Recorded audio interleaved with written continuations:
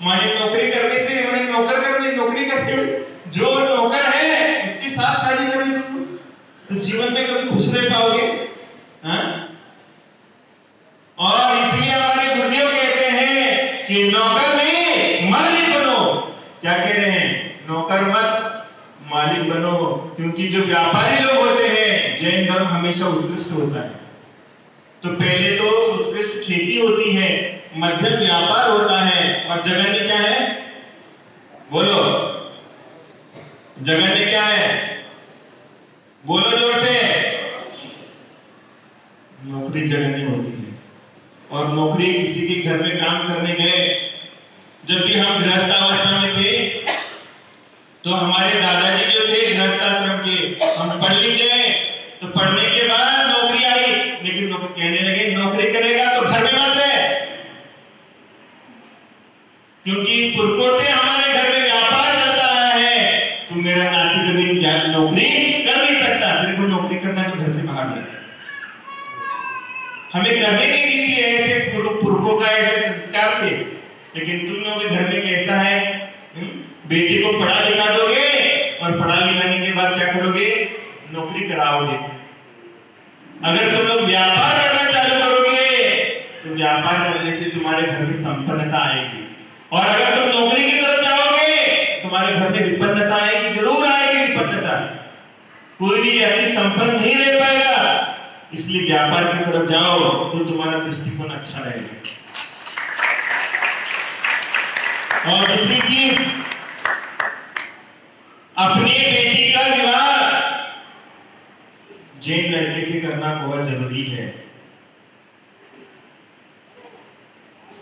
जैन लड़के के साथ विवाह करेंगे तो एक अच्छे कुल के साथ अच्छा आशीर्वाद और अच्छा जीवन बिता करके वो व्यक्ति चली जाए।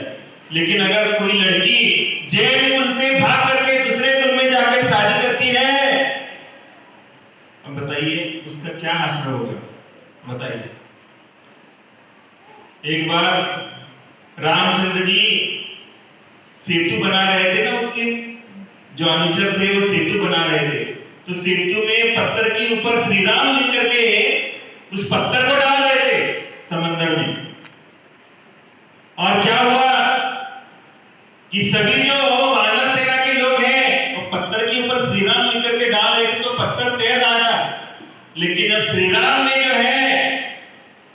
ने उसके ऊपर अपना नाम लिखा और अपना नाम लिख करके जब डाल दिया नीचे, तो पत्थर समंदर के नीचे चला गया। तो हनुमान जी को पूछते हैं, हनुमान ये क्या हो रहा है? तुम डाल रहे हो तो पत्थर तैर रहा है, और मैं डाल रहा हूं तो पत्थर नीचे गिर रहा है, क्या बात?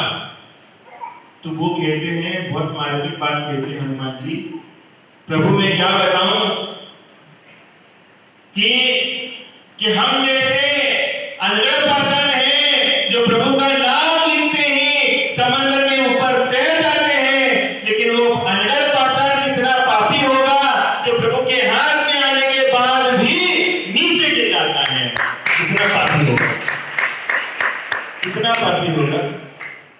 इसलिए एक कुलवंती नारी जो होती है वो जैन कुल में ही जाने का परिचय करती है, क्योंकि जैन कुल बहुत श्रेष्ठ कुल होता है, बहुत पुण्य से मिलता है। और ये पुण्य से मिलने वाले कुल को अगर इस काल में तुमने तिलांजलि दे दी तो आगे आने वाला जो काल होगा, ध्यान रखिए तुम लोग कैसा भविष्य होगा। एक व्यक्ति ने जैन कुल को छोड़ लिया था, तो अगले जन्म में उसको चंडाल की पर्याय में जाकर के क्या होना पड़ा था? रास्ते को साफ करने का काम करना पड़ा था, अपना उदर निर्वाह करना पड़ा था।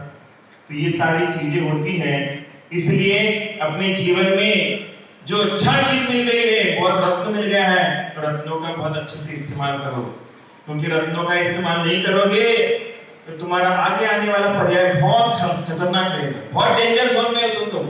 अभी तो तुम्हें दिख जाएगा भोग, कितने दिनों तक जियोगे तुम लोग? हाँ, कितने दिन की जिंदगी है? कोई अमर बन के आया है कि यहाँ पर? कोई भी अमर बन के नहीं आया। इसलिए अपनी जिंदगी को बहुत अच्छी तरीके से जीना है, जैन कुल को छोड़ करके मत जाओ। और समय रहते हुए अपनी बच्चियों का विवाह करना जरूरी है।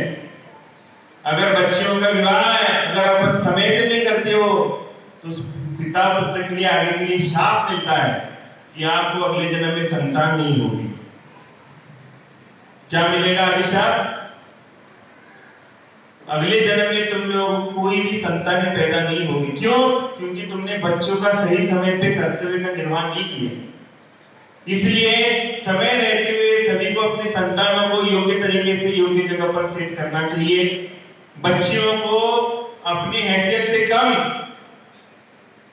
व्यक्तियों के साथ जोड़ना चाहिए। इसलिए बच्चियों को उतनी लेवल तक पढ़ाना जरूरी है। बच्ची है तो उसको ज्यादा पढ़ाते रहेंगे और बच्चा है तो उसको कम पढ़ाते रहेंगे, ये जरूरी नहीं है। तो दोनों को समान रूप से पढ़ाना जरूरी है और दोनों का तालमेल बना करके। ऐसा नहीं कि लड़की ज्यादा पढ़ गई है तो मैं नौकरी करने वाले जाऊंगी या व्यापार करने वाले जाऊंगी नहीं। ये सोच अगर तुम्हारी होगी अगले जन्म में तो मेरे लिए देख लेना अल्लाह का पर्याप्त होता है। इसलिए मैना सुंदरी का उदाहरण अपने सामने है। मैना सुंदरी का उदाहरण किसको मालूम है? कितने लोगों को मालूम है? बताओ। मैना